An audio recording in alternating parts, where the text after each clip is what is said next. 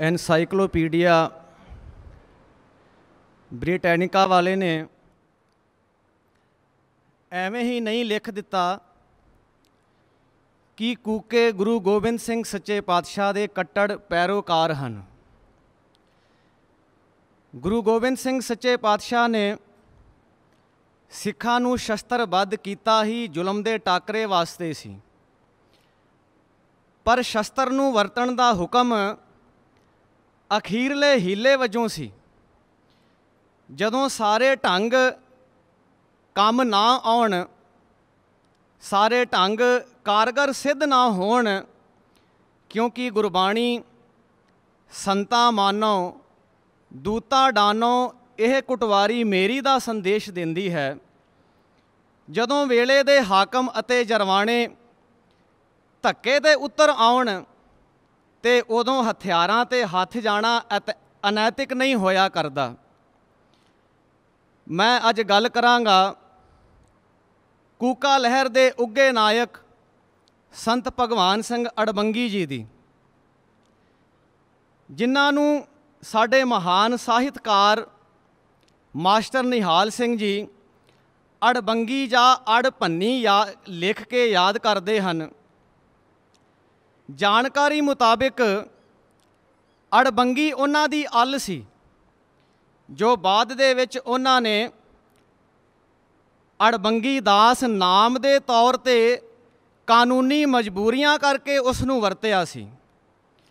जन्म उन्हां दा जिला अमृतसर माझे दे संधू जट्टां दे मशहूर पिंड महाराणा विखे सन 1820 ईस्वी दे लागे चागे दसिया जाता है। जदों भगवान सिंह महाराणा जवान होए तां लाहौर दरबार दे विच सैना दे विच भर्ती हो गए, पर जदों 1858 दे विच सैनिक विद्रोह होया ते इन्हां दे उत्ते भी शक दे कारण इन्हां नूं सर जहां दे हुक्म अनुसार दरबार दे विचों बरखास्त कर दिता जाता है। उधर सतगुरु राम सिंह सच्चे पातशाह दे लाहौर विखे बिताए गए सैनिक जीवन दे संगी साथी संत खालसा दी साजना करके मुड़ पंजाबी जो गवाची हुई सत्ता सी उसनूं सरगर्म करन वास्ते सतगुरु राम सिंह सच्चे पातशाह दे झंडे हेठ इकत्तर होना शुरू हो गए। उन्हां दे विच बाबा शाम सिंह सरहाली अते भगवान सिंह महाराणा ये दोवें प्रमुख नाम हैं। सतगुरु राम सिंह सच्चे पातशाह सदाचारी गुरसिੱਖੀ जीवन अते बाणी अते बाणे दे नाल जोड़दे सन।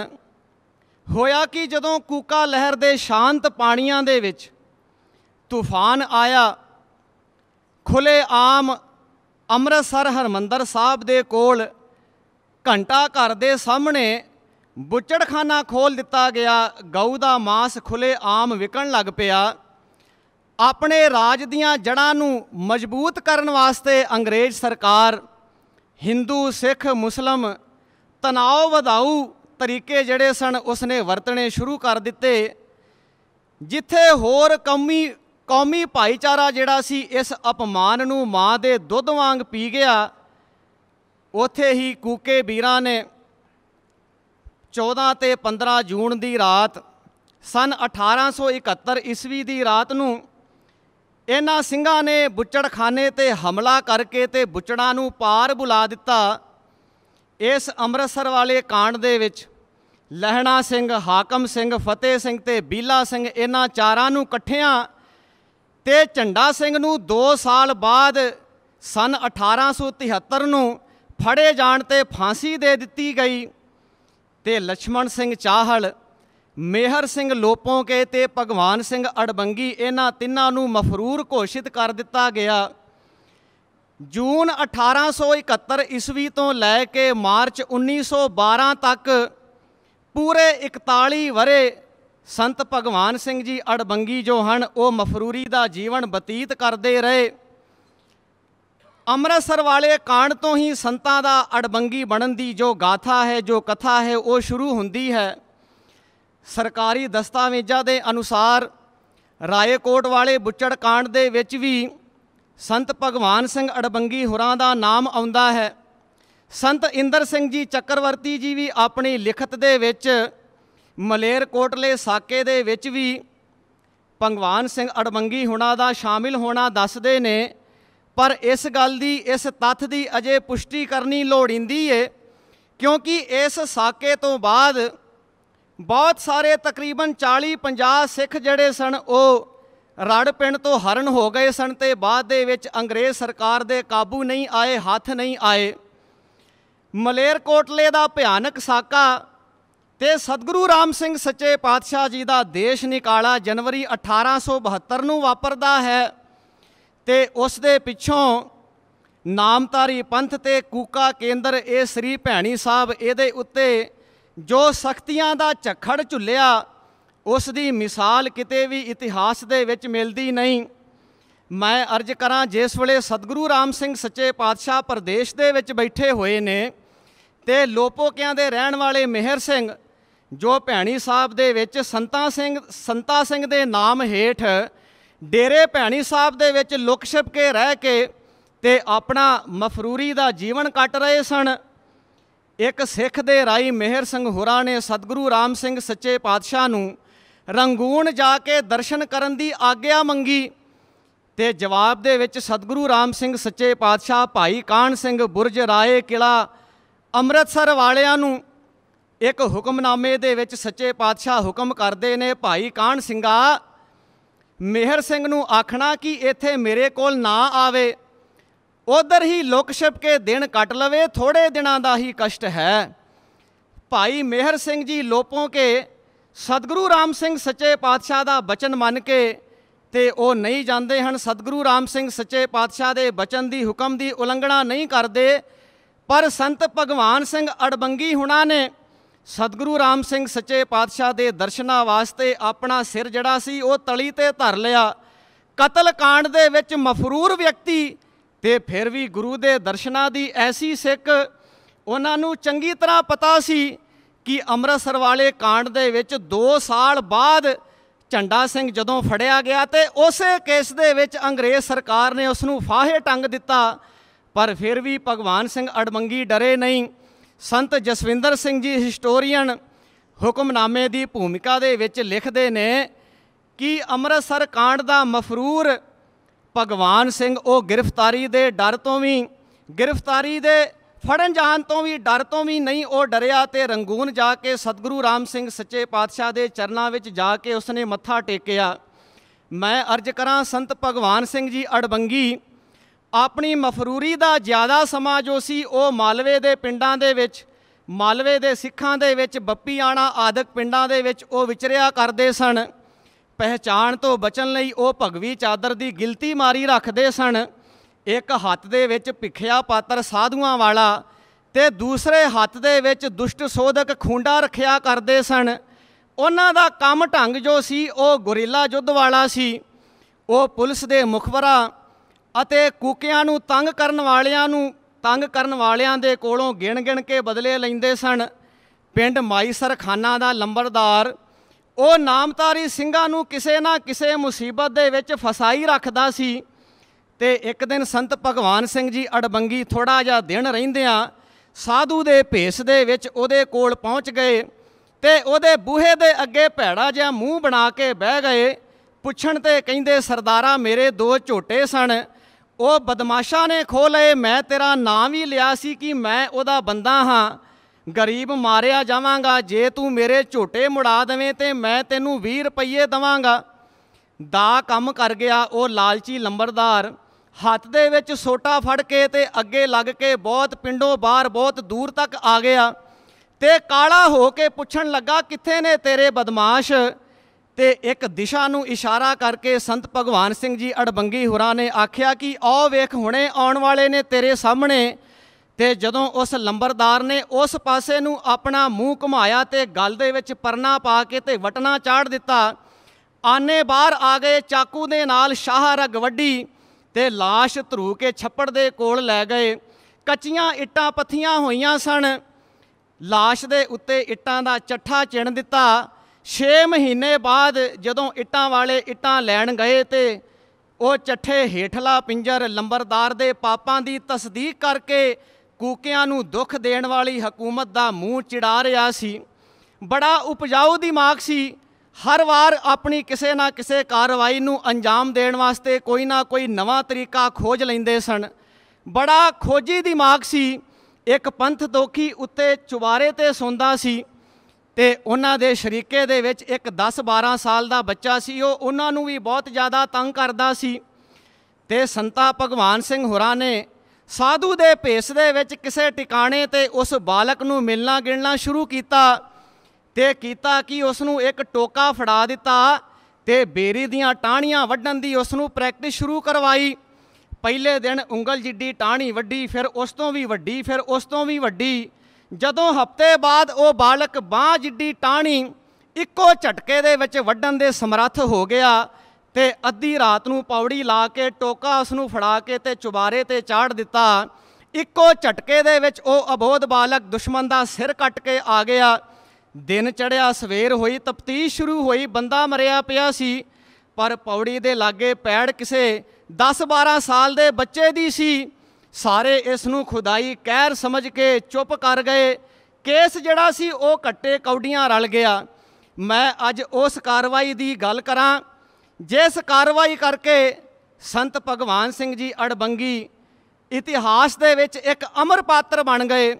ਉਹ ਕਾਰਵਾਈ ਹੈ ਭੈਣੀ ਸਾਹਿਬ ਪੁਲਿਸ ਚੌਂਕੀ ਦੇ ਜੋ ਪੁਲਿਸ ਵਾਲੇ ਸਨ, ਗੇਂਦਾ ਸਿੰਘ ਖਾਨ ਪਠਾਨ ਜੋ ਸੀ, ਉਸ ਦੀ ਹੱਤਿਆ ਦੀ ਕਾਰਵਾਈ। ਜਦੋਂ ਗੇਂਦਾ ਖਾਨ ਪਠਾਨ ਭੈਣੀ ਸਾਹਿਬ ਆਉਂਦਾ ਹੈ, ਇਸ ਨੇ ਕੀ ਕਰਿਆ ਕਰਨਾ? ਸਿੱਖਾਂ ਨੂੰ ਗਾਲਾਂ ਕੱਢਣੀਆਂ, ਧੱਕੇ ਮਾਰਨੇ, ਸਿੰਘਾਂ ਦੀ ਬੇਅਦਬੀ ਕਰਨੀ, ਇਹਦਾ ਰੋਜ਼ ਦਾ ਕੰਮ ਸੀ। ਗੇਂਦਾ ਇੰਨਾ ਜ਼ਿਆਦਾ ਵਧਿਆ ਹੋਇਆ ਸੀ ਕਿ ਮਾਤਾ ਜਿਉਣ ਕੌਰ ਜੀ ਦੇ ਹੱਥੋਂ ਭਰਿਆ ਹੋਇਆ ਸ਼ਰਦਾਈ ਦਾ ਗੜਵਾ ਫੜ ਕੇ ਤੇ ਡੋਲ ਦਿਆ ਕਰਦਾ ਸੀ ਕਿ ਮਤਾ ਕਿਤੇ ਸਿੰਘਾਂ ਨੂੰ ਇਹ ਕੋਈ ਜਲ ਪਾਣੀ ਛਕਾਉਣ। ਅਤੇ ਇੱਕ ਦਿਨ ਥੋੜ੍ਹਾ ਜਿਹਾ ਦਿਨ ਰਹਿੰਦਿਆਂ ਸੰਤ ਭਗਵਾਨ ਸਿੰਘ ਜੀ ਅੜਬੰਗੀ ਸਾਧੂ ਦੇ ਭੇਸ ਦੇ ਵਿੱਚ ਭੈਣੀ ਸਾਹਿਬ ਦੀ ਜੂਹ ਦੇ ਵਿੱਚ ਹੀ ਸਤਿਗੁਰੂ ਹਰੀ ਸਿੰਘ ਸੱਚੇ ਪਾਤਸ਼ਾਹ ਨੂੰ ਮਿਲ ਪਏ। ਸੁੱਖ ਸਾਂਦ ਪੁੱਛਣ ਤੋਂ ਬਾਅਦ ਸਤਿਗੁਰੂ ਹਰੀ ਸਿੰਘ ਸੱਚੇ ਪਾਤਸ਼ਾਹ ਬਚਨ ਕੀਤਾ ਕਿ ਗੰਦਾ ਗੇਂਦਾ ਸਿੱਖਾਂ ਨੂੰ ਕੁਛ ਜ਼ਿਆਦਾ ਹੀ ਤੰਗ ਕਰ ਰਿਹਾ ਹੈ। ਅਜੇ ਇਹ ਬਚਨ ਚੱਲ ਹੀ ਰਹੇ ਸਨ ਕਿ ਗੇਂਦਾ ਸਿਪਾਹੀ ਅਤੇ ਚੌਂਕੀ ਵਾਲਾ ਮੁਨਸ਼ੀ ਜਿਹੜਾ ਸੀ, ਦੋਵੇਂ ਕਿਸੇ ਗੁਪਤ ਸੂਚਨਾ ਦੇ ਆਧਾਰ 'ਤੇ ਅੜਬੰਗੀ ਜੀ ਨੂੰ ਫੜਨ ਆਉਂਦੇ ਦਿਸੇ। ਅੜਬੰਗੀ ਜੀ ਫਟਾਫਟ ਸਤਿਗੁਰੂ ਜੀ ਨੂੰ ਮੱਥਾ ਟੇਕ ਕੇ ਤੇ ਕਾਲੇ ਕਦਮਾਂ ਦੇ ਨਾਲ ਉੱਥੋਂ ਤੁਰ ਪਏ। ਮਨ ਦੇ ਵਿੱਚ ਸੋਚਿਆ ਕਿ ਗੇਂਦੇ ਦਾ ਕੰਮ ਤੇ ਤਮਾਮ ਕਰਨਾ ਹੀ ਹੈ, ਪਰ ਸਤਿਗੁਰੂ ਹਰੀ ਸਿੰਘ ਸੱਚੇ ਪਾਤਸ਼ਾਹ ਲਾਗੇ ਚਾਗੇ ਨਾ ਹੋਣ, ਸਤਿਗੁਰਾਂ ਦੇ ਉੱਤੇ ਕੋਈ ਗੱਲ ਨਹੀਂ ਆਉਣੀ ਚਾਹੀਦੀ। ਇਸ ਤਰ੍ਹਾਂ ਭਗਵਾਨ ਸਿੰਘ ਅੜਬੰਗੀ ਹੁਰੀ ਕਾਲੇ ਕਦਮਾਂ ਦੇ ਨਾਲ ਤੁਰੇ ਜਾਂਦੇ ਨੇ। 2 ਕਸ਼ਮੀਰੀ ਲੋਈਆਂ, ਕੁਛ ਪਿੰਨੀਆਂ ਜੋ ਮਾਤਾ ਜਿਉਣ ਕੌਰ ਜੀ ਨੇ ਅੜਬੰਗੀ ਜੀ ਨੂੰ ਦਿੱਤੀਆਂ ਸਨ, ਅਤੇ ਚਾਂਦੀ ਦੇ 25 ਰੁਪਈਏ ਉਹ ਗੇਂਦੇ ਵੱਲ ਨੂੰ ਛਣਕਾ ਕੇ ਸੁੱਟਦਿਆਂ ਹੋਇਆਂ ਆਖਿਆ ਕਿ ਆ ਲੈ ਜਾ ਅਤੇ ਮਗਰੋਂ ਲੈ ਜਾ। ਗੇਂਦਾ ਆਖਣ ਲੱਗਾ ਕਿ ਤੂੰ 1871 ਈਸਵੀ ਦਾ ਅੰਮ੍ਰਿਤਸਰ ਕਾਂਡ ਦਾ ਤੂੰ ਮਫਰੂਰ ਆ। ਸਰਕਾਰ ਨੇ 500 ਰੁਪਈਏ ਦਾ ਇਨਾਮ ਤੇਰੇ ਸਿਰ 'ਤੇ ਰੱਖਿਆ ਹੋਇਆ ਹੈ, ਜਿਉਂਦੇ ਦਾ ਜਾਂ ਮੁਰਦੇ ਦਾ। ਤੈਨੂੰ ਮਾਰ ਕੇ ਪੂਰੇ 500 ਲਵਾਂਗਾ, ਇੰਨੇ ਨਾਲ ਮੈਂ ਨਹੀਂ ਵਿਰਚਦਾ। ਗੱਲਾਂ ਕਰਦਿਆਂ ਇਸ ਤਰ੍ਹਾਂ ਕੋਟ ਪਿੰਡ ਦੀ ਜੂਹ ਆ ਗਈ। ਭੈਣੀ ਸਾਹਿਬ ਤੋਂ ਬਾਹਰ ਹੋ ਗਏ। ਹੁਣ ਅੜਬੰਗੀ ਜੀ ਵੀ ਸ਼ੇਰ ਹੋ ਗਏ। ਉਹਨਾਂ ਨੂੰ ਪਤਾ ਲੱਗ ਗਿਆ ਕਿ ਹੁਣ ਕੋਟ ਪਿੰਡ ਦੀ ਜੂਹ ਆ ਗਈ ਹੈ, ਭੈਣੀ ਸਾਹਿਬ ਦੀ ਜੂਹ ਤੋਂ ਆਪਾਂ ਬਾਹਰ ਆ ਗਏ ਹਾਂ, ਹੁਣ ਸਤਿਗੁਰਾਂ ਦੇ ਉੱਤੇ ਕੋਈ ਗੱਲ ਨਹੀਂ ਆਏਗੀ। ਅੜਬੰਗੀ ਜੀ ਸ਼ੇਰ ਹੋ ਗਏ। ਗੇਂਦੇ ਖਾਨ ਪਠਾਨ ਨੂੰ ਯੁੱਧ ਵਾਸਤੇ ਲਲਕਾਰਿਆ। ਧਿਆਨ ਰੱਖਣਾ, ਇਸ ਵੇਲੇ ਅੜਬੰਗੀ ਜੀ ਦੀ ਉਮਰ 60-65 ਸਾਲ ਆ ਅਤੇ ਗੇਂਦਾ ਜਿਹੜਾ ਹੈ ਉਹ ਭਰ ਜਵਾਨ ਆ। ਫਿਰ ਵੀ ਅੜਬੰਗੀ ਜੀ ਨੇ ਗੇਂਦੇ ਨੂੰ ਪਹਿਲਾ ਵਾਰ ਕਰਨ ਵਾਸਤੇ ਆਖਿਆ ਅਤੇ ਜਿਸ ਵੇਲੇ ਗੇਂਦੇ ਨੇ ਪਹਿਲਾ ਵਾਰ ਕੀਤਾ, ਵਾਰ ਬਚਾਉਂਦਿਆਂ ਸੰਤਾਂ ਦੀ ਪੁੜਪੜੀ 'ਤੇ ਸੋਟਾ ਵੱਜਿਆ। ਖੂਨ ਦੀ ਤਤੀਰੀ ਵਗ ਪਈ। ਜਬੈ ਬਾਣ ਲਾਗਿਓ ਤਬੈ ਰੋਸ ਜਾਗਿਓ। ਸੰਤਾਂ ਨੇ ਆਖਿਆ ਕਿ ਹੁਣ ਮੇਰੀ ਵਾਰੀ ਹੈ, ਸਾਵਧਾਨ ਹੋ ਜਾ। ਪੱਬਾਂ ਭਾਰ ਹੋ ਕੇ ਖੂੰਡਾ ਜਿਹੜਾ ਸੀ ਗੇਂਦੇ ਦੀ ਪੁੜਪੜੀ ਦੇ ਵਿੱਚ ਮਾਰਿਆ। ਗੇਂਦਾ ਬੁੜਕ ਕੇ ਜਾ ਪਿਆ। ਇੱਕ ਹੋਰ ਮਾਰਿਆ ਅਤੇ ਕੰਮ ਤਮਾਮ ਹੋ ਗਿਆ ਅਤੇ ਨਾਲਦਿਆਂ ਨੂੰ ਲਲਕਾਰਿਆ। ਗੇਂਦੇ ਨੂੰ ਡਿੱਗਦਿਆਂ ਵੇਖ ਨਾਲਦੇ ਜਿਹੜੇ ਸਨ ਉਸੇ ਵੇਲੇ ਹਰਨ ਹੋ ਗਏ ਅਤੇ ਭਗਵਾਨ ਸਿੰਘ ਅੜਬੰਗੀ ਰਾਤੋਂ ਰਾਤ ਬਠਿੰਡੇ ਮਾਲਵੇ ਦੇ ਪਿੰਡਾਂ ਦੇ ਵਿੱਚ ਪਹੁੰਚ ਗਏ। ਇੱਧਰ ਸਵੇਰੇ ਤਫਤੀਸ਼ ਸ਼ੁਰੂ ਹੋਈ। ਕੁਹਾੜੇ ਤੋਪਾਂ ਬੀੜ ਦਿੱਤੀਆਂ ਗਈਆਂ। ਧਿਆਨ ਰੱਖਿਆ ਜੇ, ਇਹਦੇ ਤੋਂ ਪਹਿਲਾਂ ਤੋਪਾਂ 1872 ਵਾਲੇ जनवरी जिस दिन सतगुरु राम सिंह सच्चे पातशाह नूं जलावतन किया जाता है, उस दिन तोपां बीड़ियां गईयां सन। ते उहदे तो बाद जिस दिन गेंदे का कतल होंदा है, उस दिन तोपां कुहाड़े बीड़ियां गईयां सन। सतगुरु हरि सिंह सच्चे पातशाह दे समेत सारे सिखां नूं तबेले दे विच बंद कर दिता गया, ताला ला दिता गया। अंग्रेज सरकार दी ये पूरी कोशिश सी कि इस गेंदे कतल कांड दे विच सतगुरु हरि सिंह सच्चे पातशाह नूं फसा दिता जावे, पर उन्हां दे कोल कोई सबूत नहीं सी। खैर, संत भगवान सिंह जी अड़बंगी, मैं अपनी गल नूं समाप्त करां। बहुत लंबा समा बठिंडे वल रह के उन्हां ने गुजारिया, पर जदों कोई सिख किन्ना कुछ चिर आखिर गुरु दे दर्शनां तो दूर रह सकदा है।